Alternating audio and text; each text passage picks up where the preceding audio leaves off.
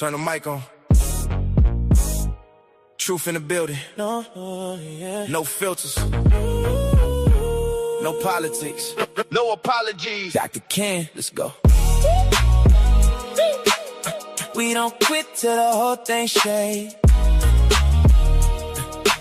Truth hit hard, make the whole world wait. Real talk loud when the system fade. Stand tall, even when the whole ground break. No fear, no foe, no retreat. Pressure make diamonds when the fire meet heat. All gas, no brakes. When the truth gon' speak, Dr. Ken in the booth. Truth don't sleep. Came from the bottom when survival was a law. Learn real quick what respect really costs. Everybody got opinions from afar, but they ain't never had to carry those scars. Built from pressure, discipline, pain. Some lose focus, some lose aim. Some sell souls just to chase that fame. I build my brick by brick, no shame. See the world get weak when it need a moment. Too many followers pretending they friends. Too many loudmouths scared to defend any real conviction when the pressure set in. But I stand on business, stand on code, stand on truth when the lies explode. Some fold up when the road gets cold. Some become legends when the story gets told. We don't quit till the whole thing shake. Truth hit hard, make the whole world wait. Real talk loud when the system fades. Stand tall, even when the whole ground breaks. No fear, no foe, no retreat. Pressure make diamonds when the fire meet heat. All gas, no brakes. When the truth gon' speak, Dr. Ken is on. Truth don't sleep. Frank. Candid. Straight to the point. If nobody else gon' say it, I will. Yeah. Mic check, truth coming live again. Built for the storm, I don't hide from wind. Everybody tough when the lights are bright. Different story when it's dark outside at 10. I done seen pride make kings collapse.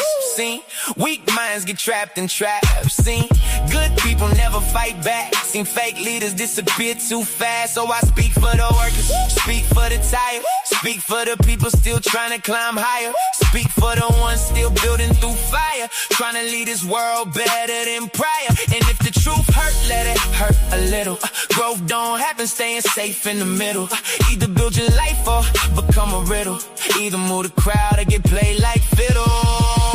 We don't quit till the whole thing shake. Truth hit hard, make the whole world wait. Real talk loud when the system fades. Stand tall, even when the whole ground break. No fear, no foe, no retreat. Pressure make diamonds when the fire meet heat. All gas, no brakes. When the truth gon' speak, Dr. Ken in the booth. Truth don't sleep. Dr. Ken's truth. Frank, Dr. Ken's truth. Dr. Ken's truth. Dr. Ken's truth. Frank, Candid. Straight to the point, to the point.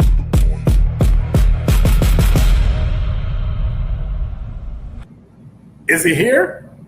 I guess I am here. Hey, good evening, good afternoon. I don't know where you at. Welcome. I know some of y'all about to hop on the airplane and fly to Milwaukee. What's going on? It's been a while.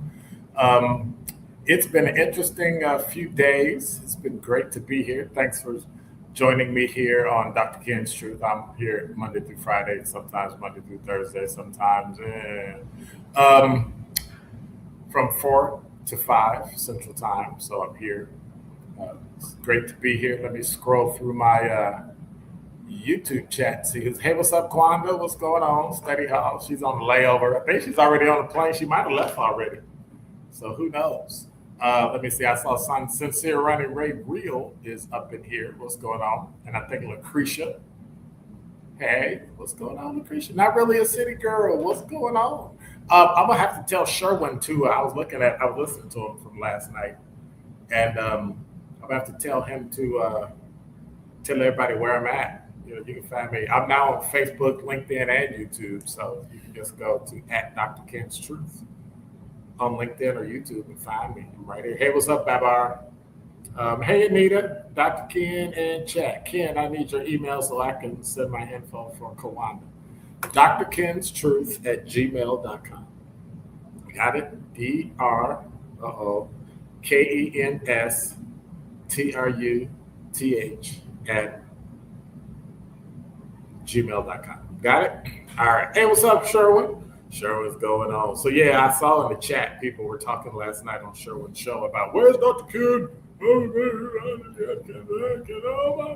Listen, just do what you do. I'm here. Just search at Dr. Ken and Dr. Ken's Truth, and you'll be able to find me. I've been off for a few days. Sometimes I travel, sometimes I don't. Just because I'm not on the air and say I'm traveling don't necessarily mean I'm traveling. Does that make sense? That'll mean, so you'll be like, hey, he's not over there, and then you might see me walking down. A couple of people saw me at Starbucks and they looked like, what are you doing here? I'm like, why are you like following me so close that you're shocked that I'm in the city where I live? I'm just saying, that kind of unnerved me a little bit, made me feel kind of weird, because sometimes you sit around and listen to people talk about stuff. And I heard some people talking about race and history and public policy. It's a lot of different things you can hear. But what I found is that a lot of people create what I call false equivalence. They look at nuances and things and try to compare them and say they're either the same or they're not the same. Sometimes things share very few similarities, but yet people try to say, oh, they're identical. Now, there's some things that are identical. This particular argument, people were talking about how Juneteenth was just this made-up holiday. It only came to fruition about 5 years ago. And I wanted to correct them. I said, we've been celebrating Juneteenth since the 1960s. So I really don't know what you're talking about, but I think what people don't understand is Juneteenth has something in common with one of our well-known holidays like Columbus Day, more than you think. Both holidays were pushed and championed by very specific ethnic groups and communities that wanted recognition for their history and contributions to America. All we wanted for Juneteenth was recognition of our history and contributions and accomplishments in America. So when you think about Columbus Day, that people have now canceled and called it Indigenous Peoples Day, which is, I don't know, I think it's kind of dumb, but go ahead. Everybody has a right to believe what they believe.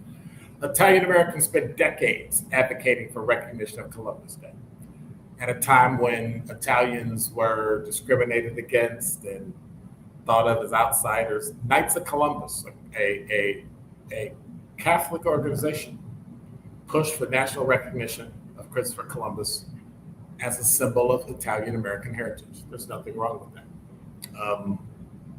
St. Patty's Day started out as just a religious observation, and now it's turned into everybody getting drunk and drinking all over the place. Their efforts were supported by Democratic President Franklin D. Roosevelt, who established the annual national observation of St. Patrick, see, I'm stuck there, of Columbus Day in 1934. Later, Democratic President Lyndon B. Johnson signed legislation creating the modern federal holiday that we know now. Before that, we were celebrating it all over the country. Likewise, Black people who spent decades fighting for recognition of Juneteenth. What is Juneteenth? It commemorates the day that the slaves in Texas, that's the furthest we were west, found that they were free. After decades of advocacy from what? The African American, the Black community, other people, civic organizations, churches, elected officials, everybody. Democratic President Joseph Biden signed legislation making Juneteenth a federal holiday in 2021. So yes, there are similarities. Both were driven by communities seeking recognition. Both were political efforts. And see, this is the argument. People think Juneteenth is some political day that it's only here because politicians get to stand up and scream about it and holler about it, when in fact, political efforts in the sense that legislation and government action were actually required to make it a federal holiday. Now, both received support from Democratic presidents. Sound familiar? But that's where serious thinking really has to start. Recognizing similarities don't mean the two holidays represent the same historical experience. One commemorates the arrival of an explorer who didn't discover America, but was in the Bahamas somewhere. And if you think I'm lying, go find the statue in the Bahamas to Christopher Columbus, who discovered something that was already there. And it's been debated, it's controversial, all that stuff. The other, Juneteenth, commemorates the end of slavery and the expansion of freedom to people who had been denied it. So you can support one, you can oppose, you can support both, you can oppose both, that's your right. But if your argument is, well, they're basically the same, you stop thinking and you just simplify stuff. The world is full of nuance. History is filled with nuance. Truth requires nuance. The problem is pretending similarities erase the differences. The problem isn't recognizing similarities. And when somebody uses a surface level fact to avoid a deeper conversation, they are not demonstrating wisdom. They're demonstrating intellectual laziness. And when I hear this, I have one thought. This is stupid. And that's my view, frank, candid, and, well, believe it or not, straight to the point. You're listening to Dr. Ken's Truth, and we'll be right back.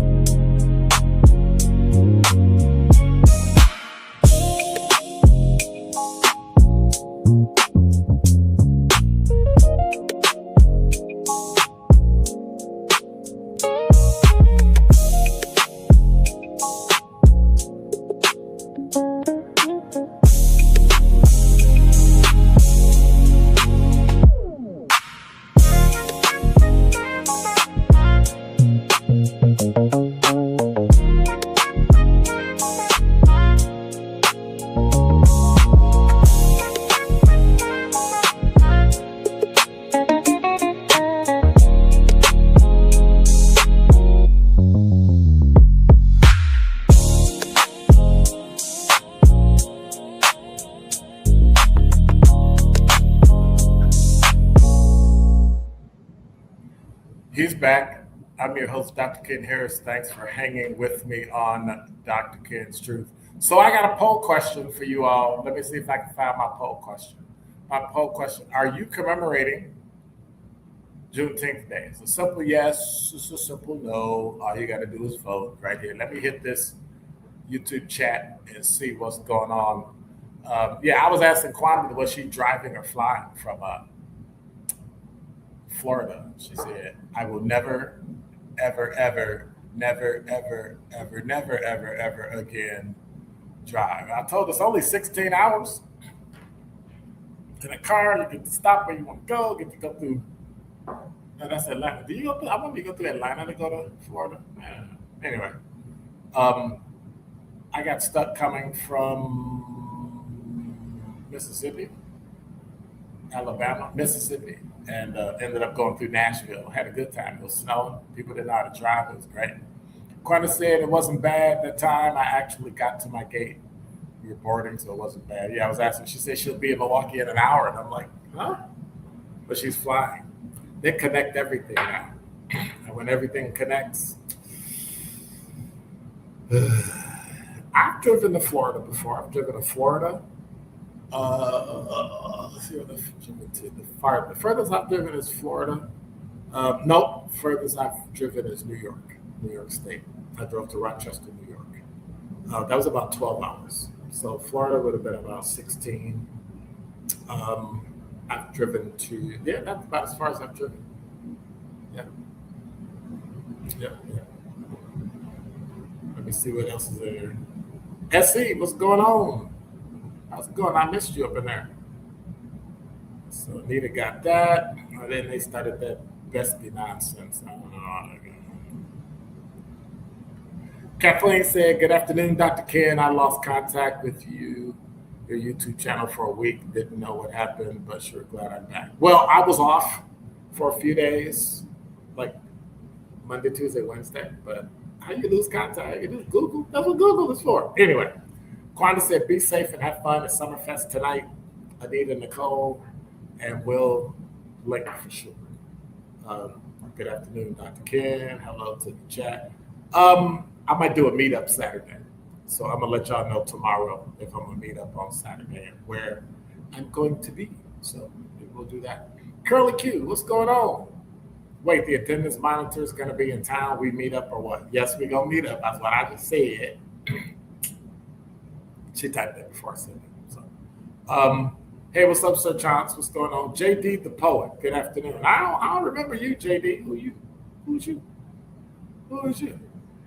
Quanda said, yes, you have to go through Atlanta. Yeah. Oh, you flew Delta?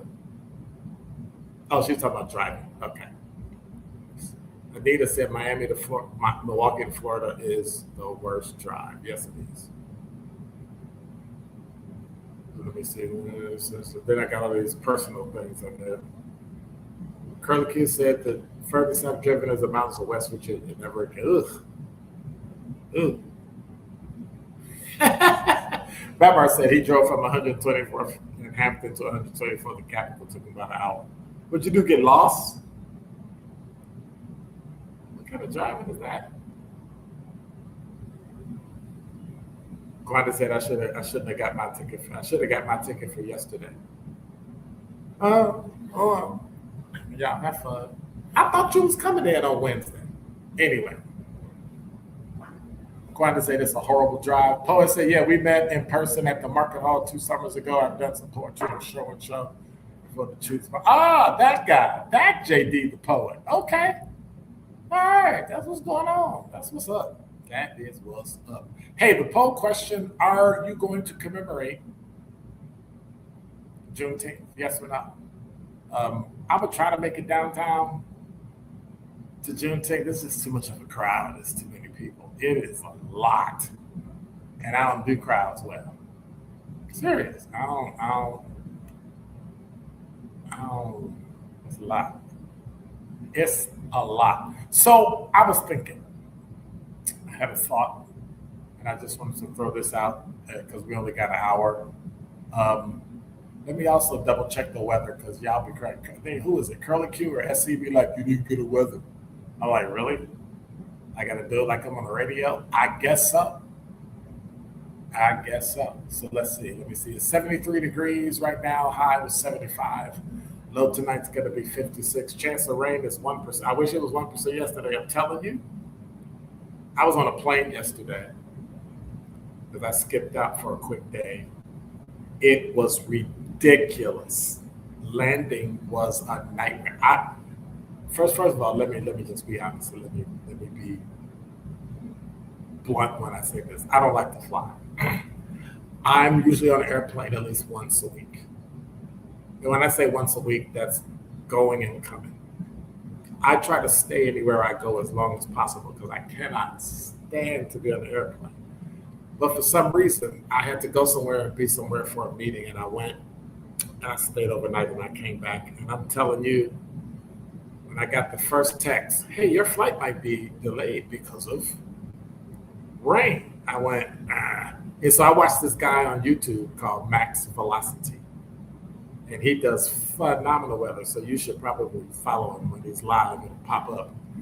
I'm telling you, we had to fly around the tornadoes and storms in Indiana. And I was, And then coming in, we had to go through the storm and the plane was doing this.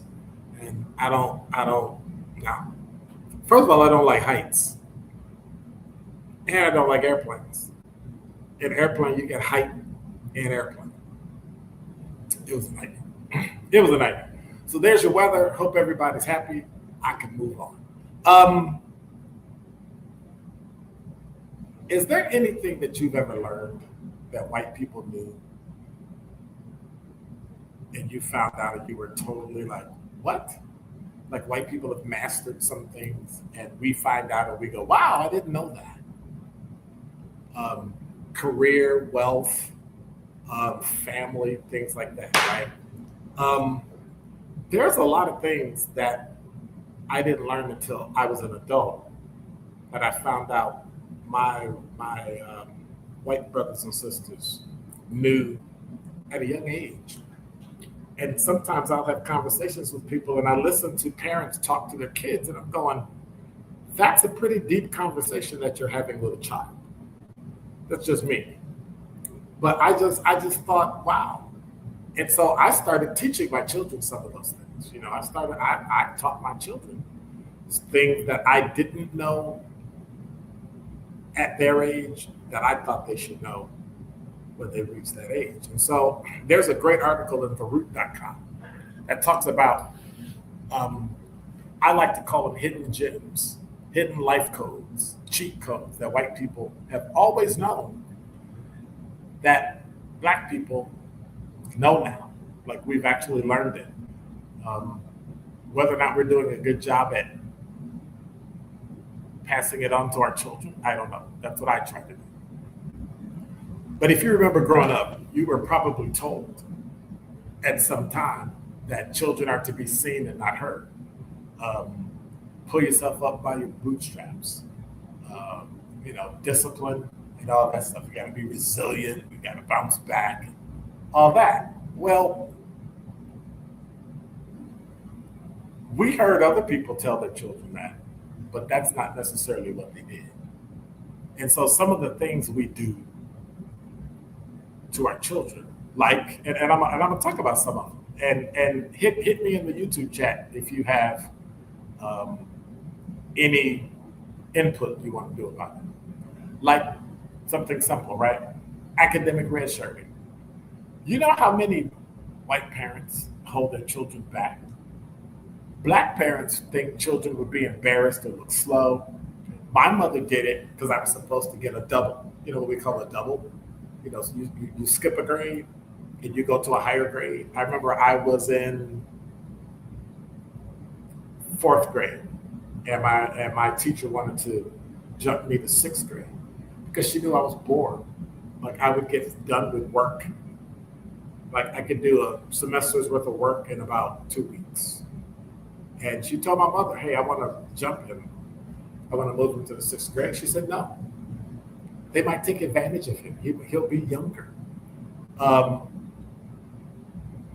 It's the same with holding your child back. Somebody will think they're slow. White people are unapologetic. The article talks about how they delay their children's enrollment intentionally. And they give them more time to develop emotionally, socially, and physically. And they won't hesitate to hold a child back for a competitive edge when they play sports. And a lot of these kids that we think, oh my God, they're just a gifted athlete. Well, they're really not. They're just older, faster, and stronger. And they get higher test scores, get selected for gifted programs, and become a leader because they're literally a year older than everybody else. And they basically take advantage of their kids. And so I was talking earlier about being seen and not heard. We tell our children to be quiet when adults are talking. White parents pull their children into their conversations. I heard a conversation when I was boarding the plane yesterday, and I was listening to a man talk to his maybe 4, maybe 5-year-old daughter, and they're talking. And I thought to myself, they're literally having an adult conversation. She's asking about things, and she's questioning things, and she's saying things that if I said that when I was a child, I would have got smacked in the face. Or if I used that language, that's dumb or that's stupid. Yes, Kwanda, that's my favorite word. That's dumb or that's stupid. She was saying, oh, that's dumb. And she walked over to the wall and rubbed it and then knocked on it. And she was exploring. My mother would have said, stand there, be quiet, keep your hands to yourself. My mother would have never let me do that. Another thing is health. We give experts, I think, just me, my opinion, we give experts undue power in our lives, especially medical doctors. We're polite and agreeable, low maintenance, just go in, the doctor told you what to do. I remember somebody told me, well, they're the doctor, they're the expert, they should tell you. White patients, question everything, question every diagnosis, ask additional tests, follow-up questions, push, push, push, push, push. Self-advocacy. We were never taught well, I wouldn't say never. We were rarely taught self-advocacy. And so it shows up at work, it shows up at home, it shows up in the doctor's office. Now this one is a little one that it'll probably make people feel bad. So if you're a Black woman, professional spaces, Black women tend to feel, and I'm generalizing about this, and I try not to do that, but I'm generalizing because the article talks about it. Black women feel pressure to distance themselves from other Black women because it looks like they're being, favoritism or grouped together and stereotype. White people do it all the time. They understand the power of backing each other up, and they'll do it in a heartbeat, reinforce each other's ideas, their points of view, and it's like they have a united front. But for some reason, we don't do that. They target a Black woman, we back away. They target a Black man, we back away, instead of supporting them. Think of the power of 1, 2, or maybe even 4 voices acting in unison to support somebody. And that's how we go into those meetings at work, not knowing that they've already had a conversation with who's going to do what, who's going to get credit. But yet we don't do that. And I just find that interesting. When it comes to jobs, we don't want to move. We want to stay where we are. Well, I'll wait. I need more education or something to be better before I try for that job. They'll come in and 6 months later they're applying for other jobs, and then they'll get them. Straight up audacity to step in and go after a job that they want, but they'll try to talk you out of it. I remember having a captain when I was a sergeant, and I said, "Yeah, being a captain must be tough." He said, "Yeah, don't do it. Don't do it. It's tough." And I'm sitting there thinking to myself, so here you are, a white captain, and you're my boss, and you're talking me out of getting promoted because you don't want to see a Black person promoted. And I've seen this same person support somebody else to take a test or go for an appointment to get promoted. And I just find it interesting that we still have to live with all those things. Even today, we still have to live with it. So let me check your thoughts. I want to remind you you're listening to Dr. Ken's Truth here on YouTube. Let me see what kind of comments you have. Gwanda said, "Welcome back home for me. It's been 3 years since she's been home." She said her last visit was 2023 when she buried her grandmother. Oh, well, thanks for being here. But going back to my topic, it just always unnerved me when I saw other people get an undue advantage, and they talk about how you got to work on your own. They never work on their own. And I'm not trying to make it a racial issue. I'm saying the cultures are different, and we need to make sure that we follow the same thing and look at some of those powerful tools that other cultures use, like the Koreans when they get together and buy business, the Jewish when they get together and pool their money, those types of things. And so, as we go, I'll sprinkle in some of those comments and some of those things. I've got a great book that I want to talk to you all about in July, maybe August, about a book that literally I followed with my children, and it changed my life. So, but I'll let you know what the title of the book is. Well, I may as well tell you now. The title of that book is The Jewish Phenomenon. It's The Jewish Phenomenon. So make sure you get it. It's a little $20 book. Might even be $10, $12, something like that. And it's on Amazon, and you can get it. And we'll talk about that. Let's do it in July. Now, somebody remind me, because I'm going to forget. We'll talk about the Jewish phenomenon. We've got another book coming up next Thursday, the last Thursday of June. And I'm feeling like I might jump on tomorrow. It's Friday. I think I might jump on tomorrow. And we will talk about that. and we'll talk about how you raise your children. But I'm going to share with you how I raised mine, and you'll be able to see these are some of the things and some of the outcomes. Some of it worked, some of it didn't work, but you know, it was all right. You're listening to Dr. Ken's Truth. You're watching Dr. Ken's Truth. You're listening if you're on Spotify. You're watching if you're on Facebook. What else am I on? YouTube and LinkedIn. Yes, it's been that long. It's been that long. I'll get back to the YouTube chat. But more importantly, I'll be right back with Top 5.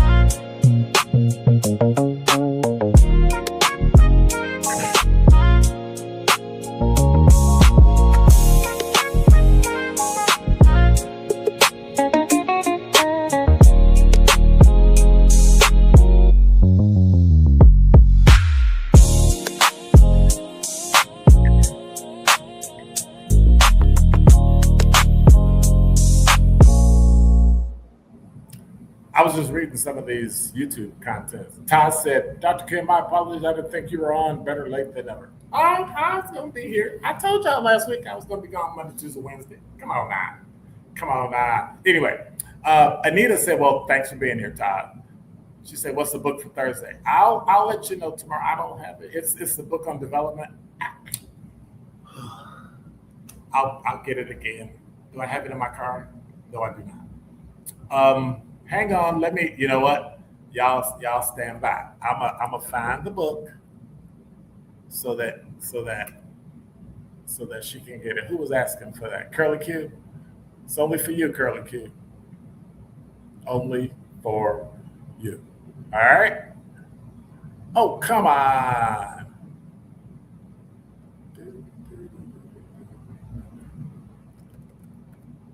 I love when it's live. I'm just logging in. Let me check it. Let me go to my orders. Scroll back, scroll down. I order too much on Amazon.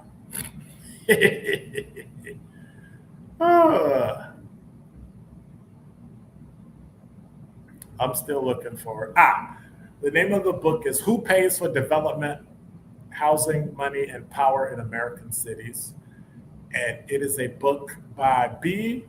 Libra Cafelli. And let me do this. I'm going to do two things. I'm going to put it in the YouTube chat, the book we're going to talk about. And by the way, we still have a poll as to whether or not you're going to commemorate Juneteenth. So there's the title. That's the title, and I'm going to put the link in YouTube. I think it'll work. I'm not sure. We're going to find out. I'll put the link in YouTube there, and you can see it, and you can go to it and go from there. Who Pays for Development? It explains a lot about why certain neighborhoods in the city of Milwaukee, the north side, the south side, near west side, haven't been appreciating in value, and we still got potholes and raggedy streets and lights that don't work and traffic lights that got torn down and all that. It explains a lot of it and why it is the way that it is. So I'm going to be talking about that on the last Thursday in June. My brain is already thinking about what I'm doing in November. Sorry about that. And we're gonna jump in, and we're gonna see exactly what that's about. And somebody mentioned it early earlier that a Summerfest is officially open. I think that's pretty cool. Number 5. So, Summerfest, this is from CBS 58. Their gates are finally open. It's opening day of Summerfest. 9-day music festival. Thousands of people are expected to make their way in. I don't know who's on the stage because I don't go to Summerfest. I don't go to the state fairs. Too many people. They got more than 600 artists set to take the stage. All kinds of music for everybody. Of course, as you well know, it is the largest music festival in the country. I personally think that that's pretty cool.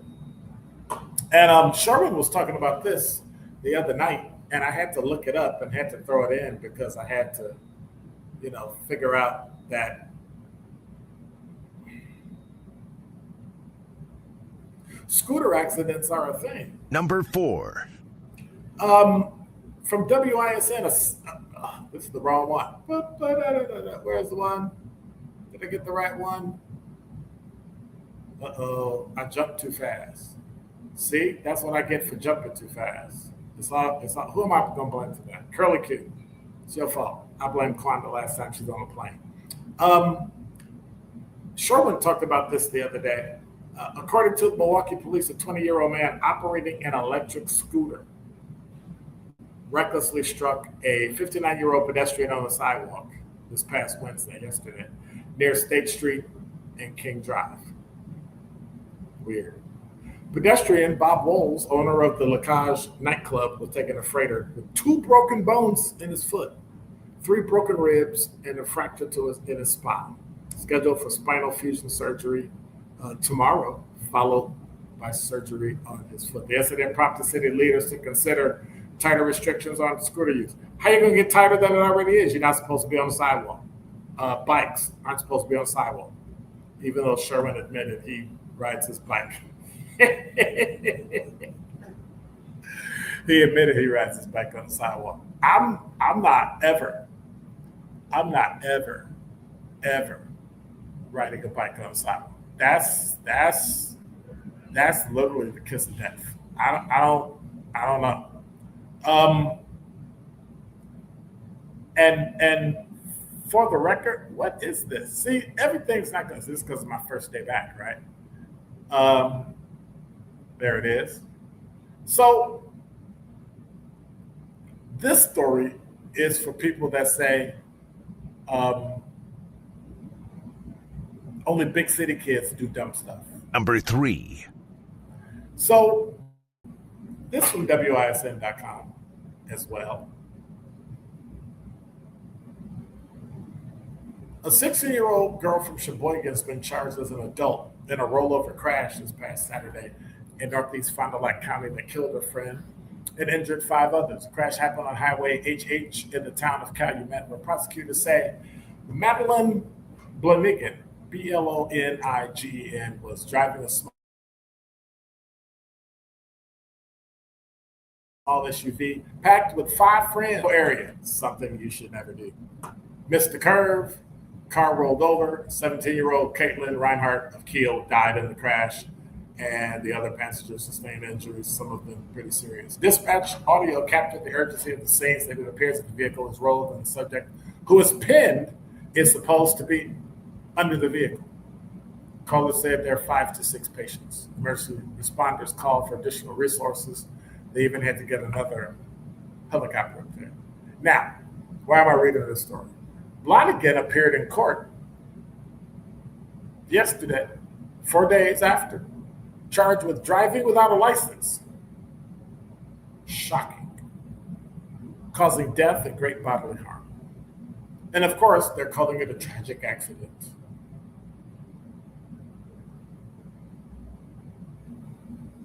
One of the victims said that the girl was going too fast. Really? She was going too fast. But, we only hear those stories in Milwaukee. We only hear those types of things that come out of the city. And we go, oh my gosh, it's terrible. Oh, it's so terrible. That poor girl, that poor nothing. She got charged as an adult at age 16 years old. If you can charge a 10-year-old in Milwaukee for homicide, you can charge her as a 16-year-old as well. And one of my favorites, the judge update. Number 2. Yeah, we got to talk about former Milwaukee County Judge Dugan. She's set to be sentenced on July 8th. It's been said she was convicted of obstructing federal agents and carrying out an immigration enforcement operation at the courthouse last year. She put in a couple of motions and wanted to be acquitted, but the federal judge said there's nothing here that will technically allow us to acquit you. She was supposed to be sentenced on the 3rd, but you know, some folks push stuff back. And so now it'll be coming up in July. She had a question about the proceedings. We got to look at the proceedings. In April, 4th Circuit Court of Appeals, based in Virginia, that's how far they went, ruled in a different immigration case. That court found that obstructing an ICE agent warrant does not constitute interfering with the federal proceeding, which didn't do anything. And so they tried to bring that over here and say, we're going to bring it over here. And she tried it, but then they just simply asked Judge Edelman, the federal court judge in the 7th Circuit, to, reconsider his ruling. Really? Well, that's what people like that do. Federal prosecutors argued other cases back up Dugan's conviction, and they also argued the appeals court ruling did not apply to the Dugan case. And so if you don't remember this, she had 2-count indictment, and she got found not guilty of the misdemeanor charge of helping that person evade the agents, but she was found guilty of felony obstruction. She resigned as a judge in early January, so she's going to be sentenced in July. I wonder, what date was it? What date is she getting it? I think it's for July 8th. At least she'll get to, since she's a convicted felon, she'll get to celebrate our 250th anniversary on the 4th of July. Yeah, I know that's petty. I know that's mean. Speaking of mean, I don't know if you've been watching the news today. Another big verdict was in. Number 1. This from CBS 58. So we talked about the crash with Amandria Bruner, 42-year-old woman charged in a crash to kill 2 Marquette University lacrosse players. They found her not guilty on all counts. She was charged with 2 counts each of homicide by intoxicated use of a vehicle, homicide by a vehicle, use of controlled substances, and homicide by a vehicle with prohibited alcohol content. Well, they found her not guilty. This crash happened last September. They deliberated for about 5 hours yesterday, with jurors asking to rewatch video of the crash, and it comes after the jury asked 5 other questions yesterday, asking to see evidence again, and wondering if they could consider the other driver's actions. Throughout the week, they've seen different angles of the crash that happened on 27th and St. Paul. Now, this is what judges do. They want to get as many people that are going to be sympathetic with the victim. 7 women and 5 men decided if the 42-year-old was guilty. And they said not guilty. And the victims were 19-year-old Scott Michon and 20-year-old Noah Snyder. Now, Bruner had stopped in the left lane, in the turn lane, later driving through a yellow light which turned red as she got to the intersection. So you know how sometimes you think the light's going to turn? So you see it's green and you get into the turn lane, but you're at the back of the turn lane and it turned yellow. And so she sped up. By the time she got to the crosswalk, it was red and she went on through. Coming from the other direction was Peter McColgan, McColgan, driving with 5 other Marquette students in his car. He was going 53 and a 30, trying to beat the yellow light. He got charged in the crash, and he's got a case coming up too. Prosecutors say that Bruner was driving high and drunk at least twice the legal limit. She would have had life in prison. And she had 6 felony charges. and she was found not guilty on everything. Is it racial? I don't know. I don't think so. I think it was more gender. The fact that they had so many women on the jury, or here's another one. The actual evidence showed that the other person was culpable for the crash. So I don't know. But this isn't civil. This is a preponderance of the evidence. This isn't 50.1%. If it tips one way, then that person is guilty or not guilty or whatever. This is you're found guilty and it's unanimous or you're not. Well, it was unanimous and she was not. That's an interesting case. That's going to be one that's going to be taught in the books. Hey, make sure you go to YouTube and get the poll. I got to go back and read that. I was just looking. I'm going to go back and take the poll in there. Are you going to commemorate Juneteenth Day? I'm going to jump on YouTube and take a look at it. Let me see what you all are talking about.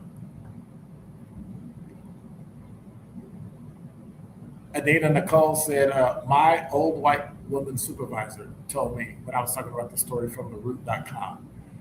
My old white woman supervisor told me I couldn't be promoted because I would be too close to her tier, and that's not fair to her colleagues who happened to be white. I resigned shortly thereafter. Good for you. Good for you. Curly Q, you got the book, right? Who Pays for Development, Housing, and Money and Power? I'm sorry. Who Pays for Development? That's the title. COVID. Housing, Money, and Power in American Cities by B. Libre, Libre, Kafele, Kafele. It's on Amazon, and I put the link in here so you can check it out.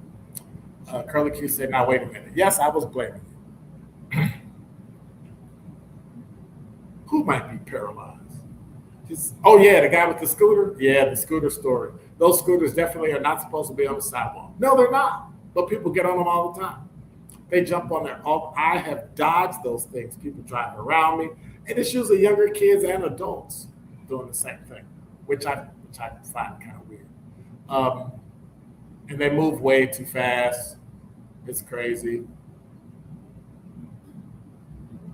Sherwin said that Alderman Bauman will likely seek a scooter ban. Well, I don't know. I don't think they'll ban them because they make too much money. I think they make too much money. Todd said, for the judge, it was rules for thee and not for me. Oh. No offense, Todd, and I know that you're a white guy, but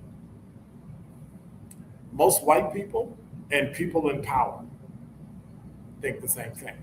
It's how can I say this? It's been my experience that the majority of white people think rules for thee and not for me. Black people tend to think that the rules just don't apply to them. And I think assimilation, I know this is tricky to say this, but I think assimilation has caused us to think like everybody else. And now we're all the same. We got a generation of kids that literally don't think any rules apply. They do what they want to do. So, I don't know. JD said she was found not guilty because the Marquette student recently charged as black. I don't know if I don't know if they even know that. It says she's guilty by default for being drunk. You gotta actually go to court and prove that. So, unfortunately. The black boy was not originally charged.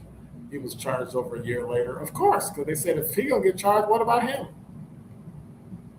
He said, I'm acquainted with some of the guys on the lacrosse team. It was a fiasco, divided the team by race. I don't know. That's going to be a hard one. That's going to tear Marquette apart. I think that story is going to cause students at Marquette to pick a side. We're already divided politically. Let me see. We're divided racially. We're divided gender. We're divided by sexual orientation. We're divided by intellect, money. May as well add that to the mix too. I don't know. I don't know. Let me go check my poll and see what y'all talking about. See what y'all talking about. I mean, I'm just saying. I'm just saying. It's terrible. And JD is white. It's going to divide that team, and it's going to really cause a lot of trouble. So my poll, let me end the poll. Are you commemorating? Are you serious? Are you commemorating Juneteenth Day? 71% said yes, 29% said no. Who said no? Oh, yeah, I know, Todd, you were talking about Judge Dugan. Yep. Who said no? Come see me if you said no. You said no. Come see me. Let me think what I can do. I'll put it everywhere where we're going to meet up tomorrow on LinkedIn. And if you want to send an email, I think I put it on X as well. I put it on Facebook because y'all, 900,000 people show up. Let me think of an easy way. Send an email to Dr. Ken's Truth tomorrow, not today, tomorrow, and you'll get an auto reply with where the location is. That way, if you don't do anything, you don't get anything. I'll put in an auto reply that'll tell you where we'll be, and I'll be here from, I'll do the show from 4 to 5, and we'll just do it all together. Whoever shows up, we'll just jump on and chop it up. How's that? Is that cool? Even though I'm supposed to be off tomorrow's Friday, I'll do a show tomorrow. So we'll do that, and I'll throw it in, and that way everybody will, kind of come hang out, and we'll talk, and we'll, harass Sherwin. Sherwin might show up.